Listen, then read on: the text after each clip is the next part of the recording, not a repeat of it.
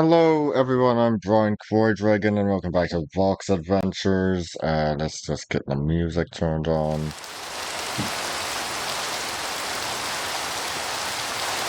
So, yeah, how's everyone been doing?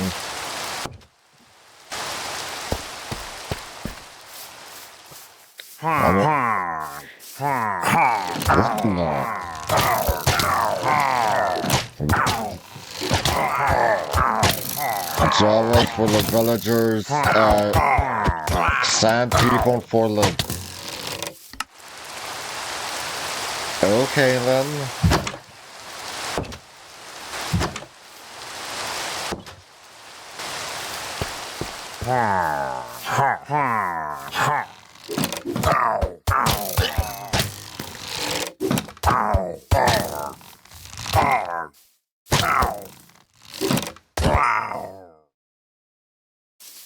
Oliver, you're fine.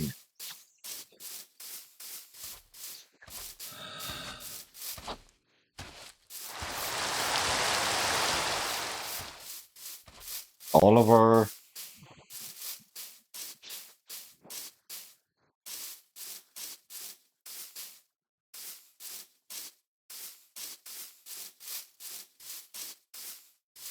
So, what should we talk about?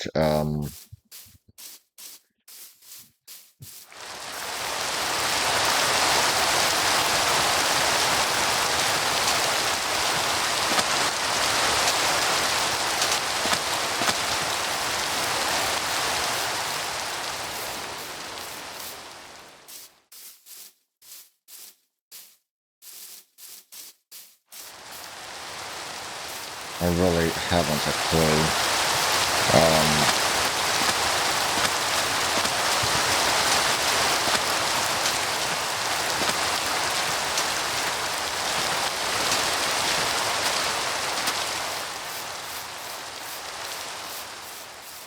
Yeah, so I'm still reading Let Loose the Dogs, fourth book in the Murdoch Mysteries series.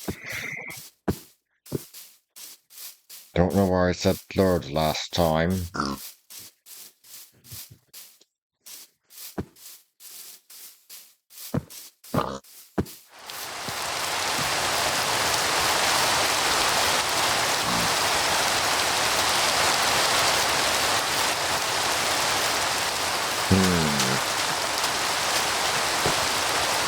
What this here is a decoration.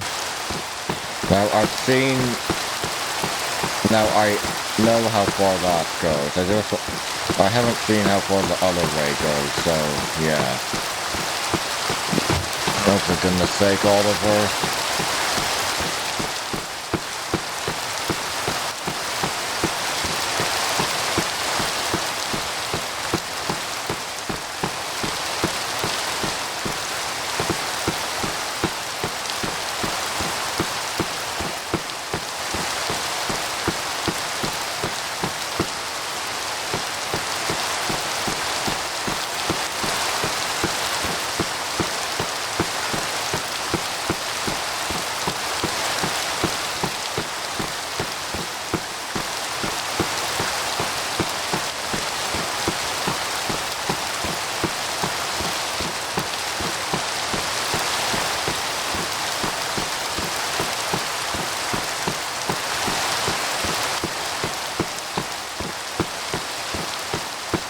You know, I've been thinking about doing videos where I watch Arthur C. Clarke's Mysterious World. Not sure if I'll be doing that as myself or my virtual counterpart. I was intending to do it as my virtual counterpart, but I don't know.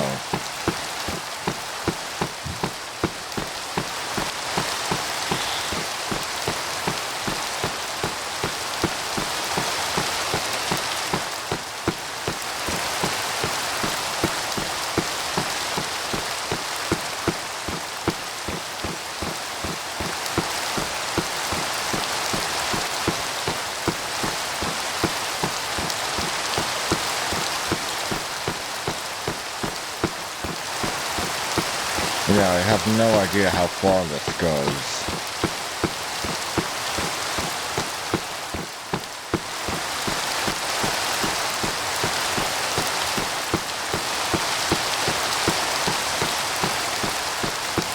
I also found a mini-series on Internet Archive recently. And I remember watching on the Discovery Channel when I was a kid. Extinct, covering 6 extinct animals. One of them, of course, being the saber-toothed cat, Marnodon.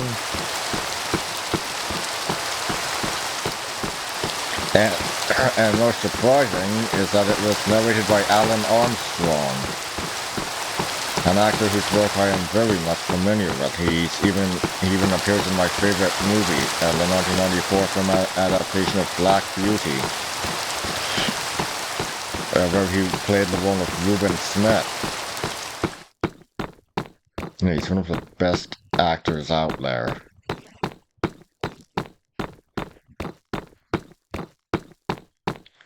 Winning an award doesn't make you a good actor. It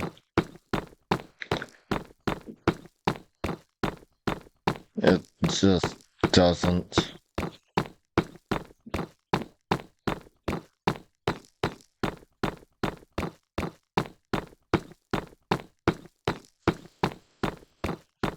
And let me tell you another thing. The American Film Institute's rating of the top American actor of their top so-called top actors isn't really actress either. Who the hell puts Humphrey Bogart, uh, Cary Grant, and James Stewart above Marlon Brando and Laurence Olivier and Orson Welles?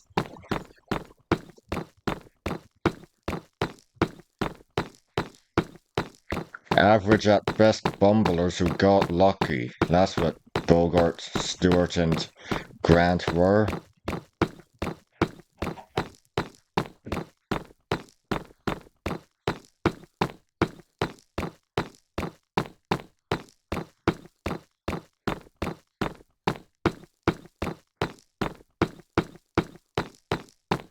I swear, it drives me crazy.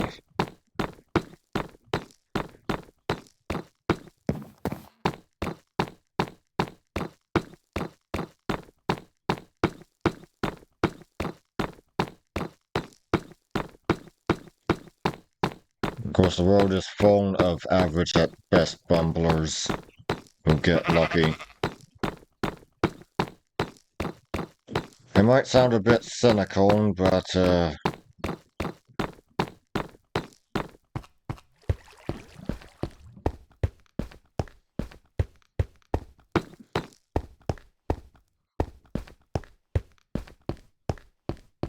yeah.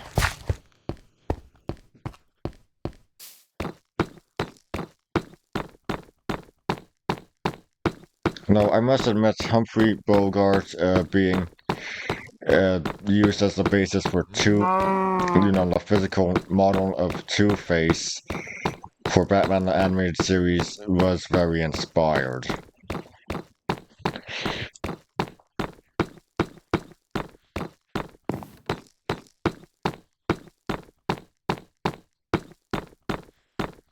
Yeah, a Sicilian Two-Face is really good. It's just too bad they didn't, explore the background a bit more, because obviously Dent isn't a Sicilian name.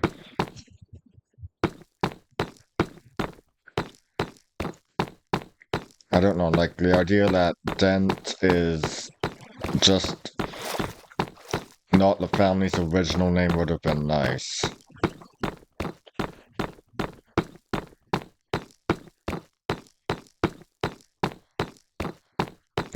Excuse me.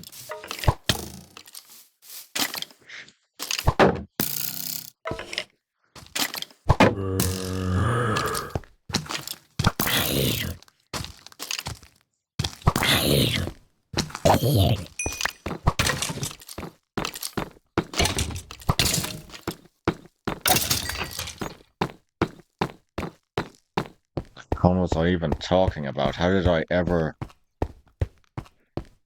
Oh, right, Alan Armstrong.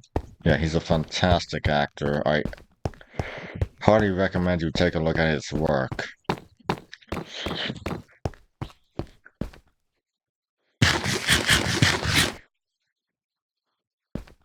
I need a bit more torches in here.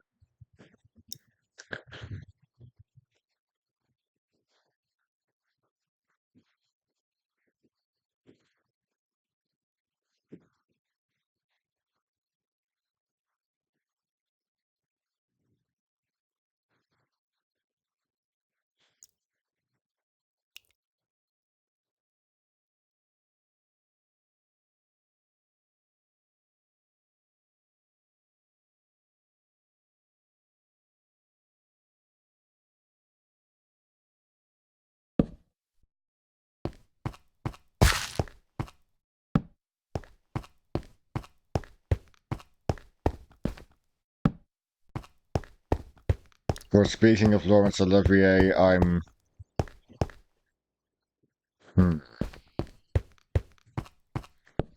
not thrilled about how he's always put at the top when it comes to Shakespearean actors because he's been surpassed many, many times. He's been surpassed by Christopher Plummer, Derek Jacobi, Kenneth Branagh, Tom Hiddleston.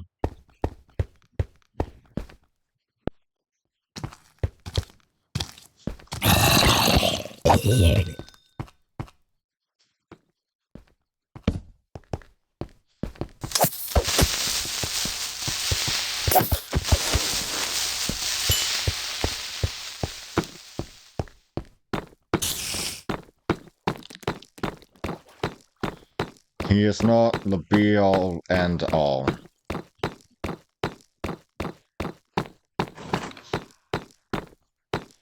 No, no, do not engage. Do not engage.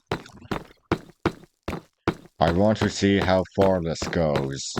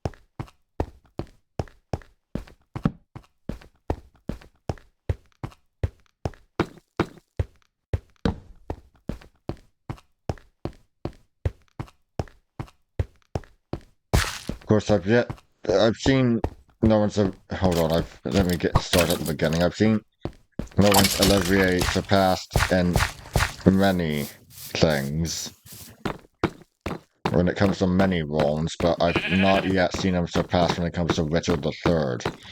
Other Shakespearean roles like Henry V, Orlando, Hamlet, yes, even Othello he's been. Has he? Yeah, Anthony Hopkins definitely surpassed him.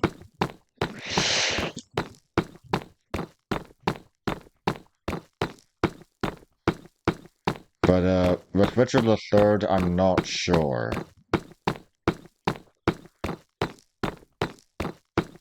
I mean, I'd probably have to make a full list because I can't remember off the top of my head.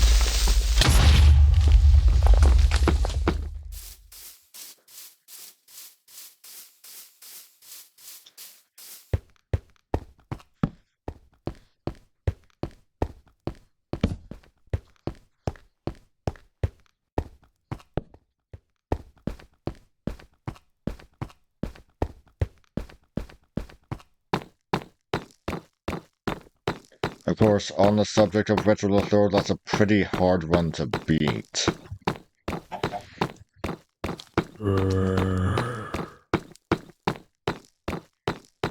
But in all fairness, I've not seen many versions of Richard III now, have I?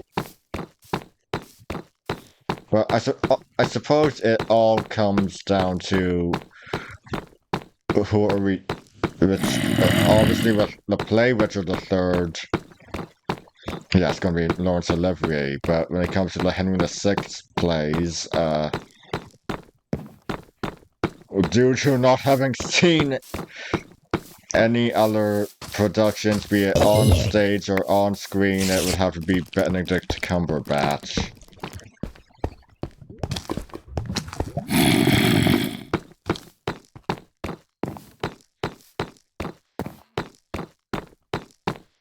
And it's kind of the same with Julius Caesar and Antony and Cleopatra, where you have the characters of Antony and Octavius. It depends on what the play is.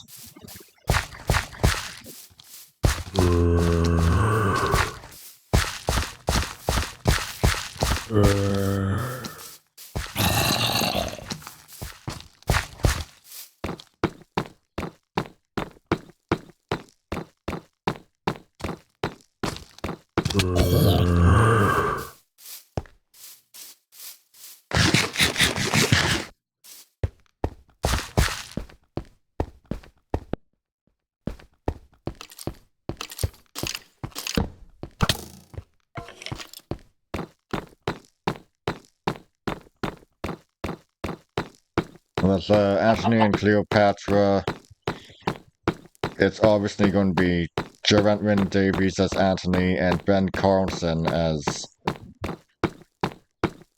Octavius. I'm drawing a blank right now with the names of the other two, but they were in the 1979 adaptation of Julius Caesar, which had Charles Gray as Caesar. Fantastic performances.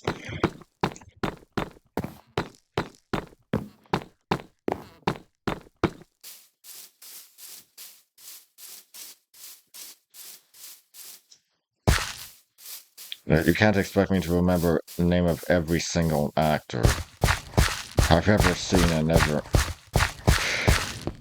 and everything.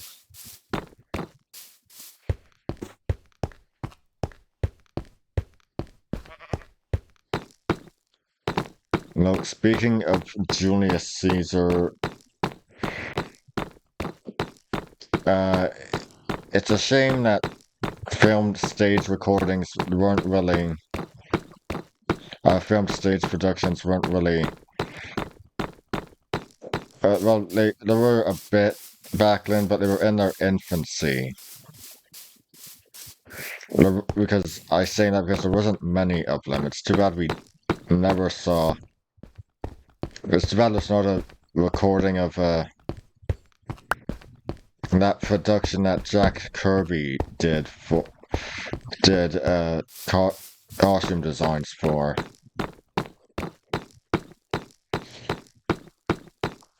Yeah. Similarly, it's a shame that there's not a recording for Orson Welles' Julius Caesar or one of the phone play of his Voodoo Macbeth.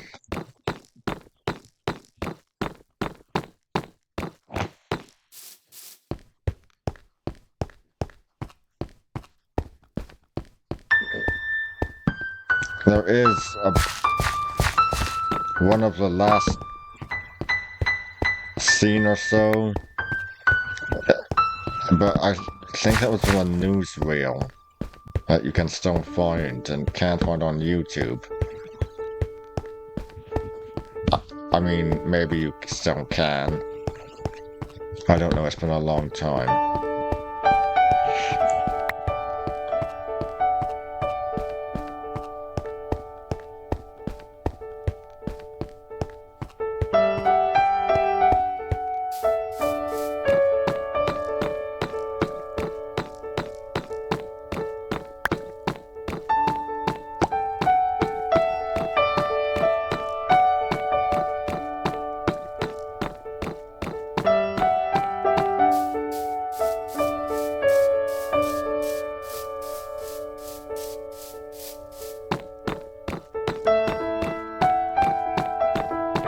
Now, Yeah, how far does this go?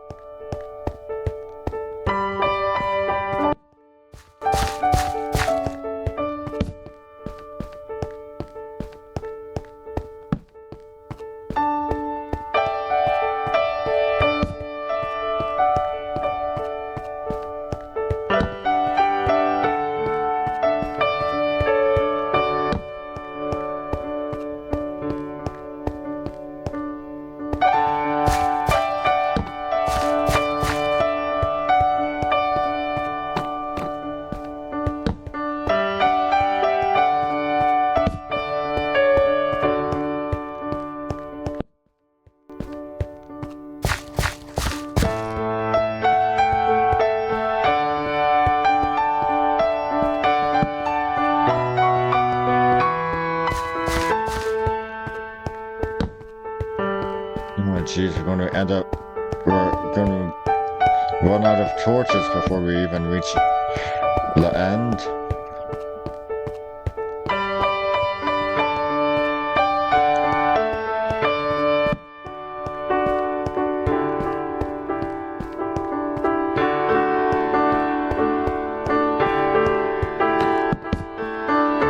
Yeah.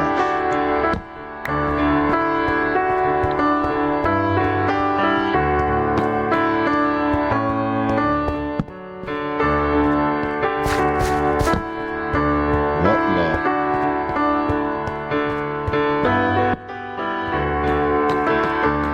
It's not even an end to reach.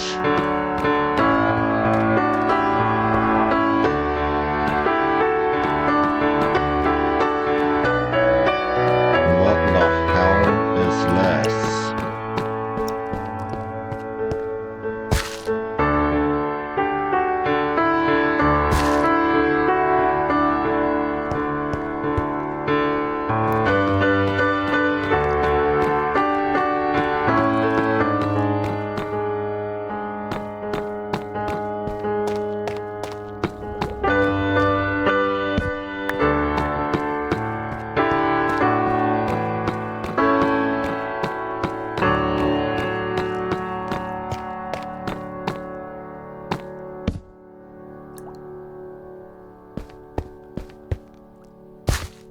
Oh, so we literally just reached the edge of the world.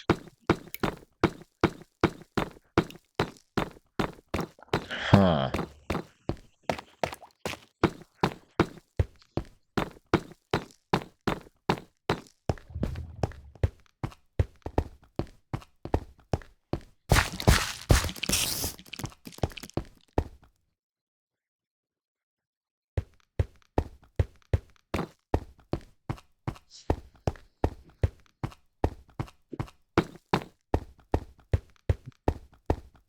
Yeah, the African Queen is a fantastic film. I really enjoyed Catherine Hepburn. Fantastic performance. She was also good in The Lion and Winter, opposite of Peter O'Toole, an actor of equal ability.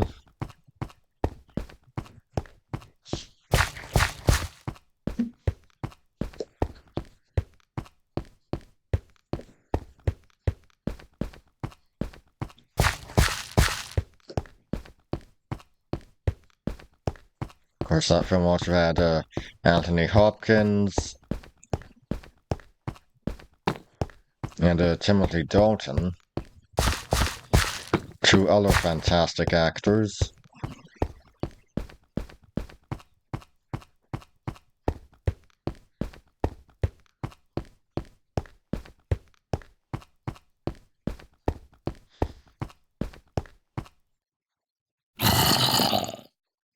What is this?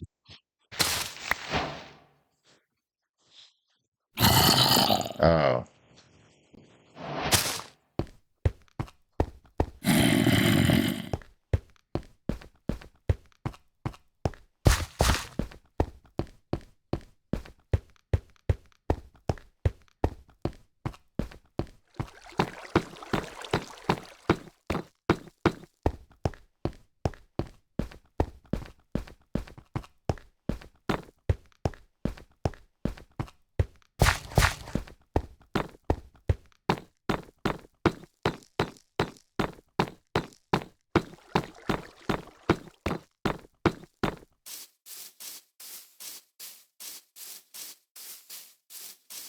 Yeah, it's nice being able to find extinct. It's really, it really has a nice use of CGI and animatronics.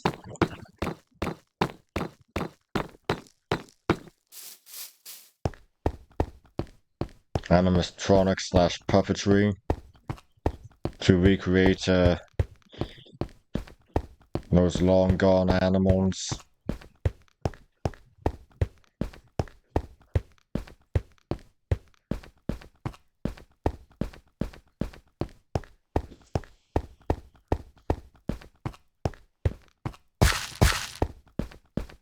Of course, I've also been able to find Raising the Mammoth.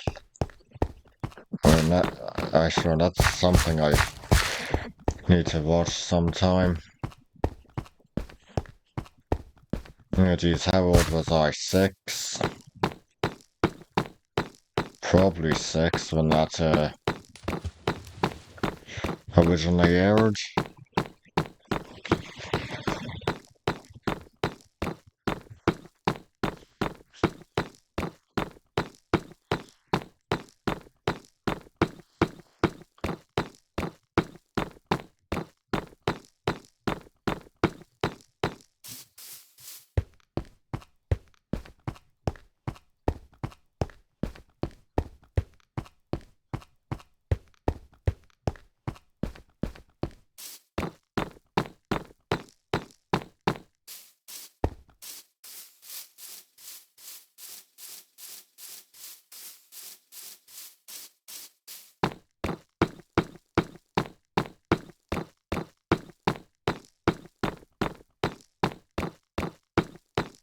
Finding Extinct and actually recognizing the actor who narrates this.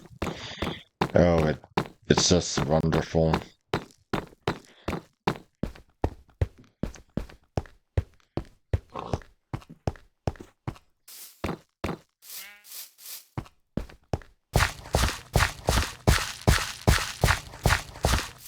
Of course, the episode on Megalosaurus also stood out to me. That would be if Megalosaurus, also known as the Irish elk. If you don't know, it's that prehistoric deer with the big antlers.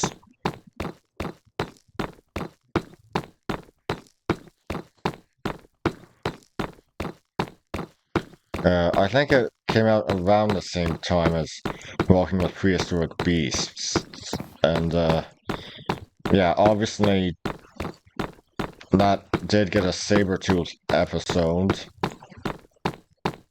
An episode devoted to Smilodons, but so two dogs with Smilodon episodes, that was fantastic, but the Megalosaurus were just covered for one scene of the final episode of Walking with Prehistoric Beasts, so seeing an episode devoted to them in Extinct was really fantastic.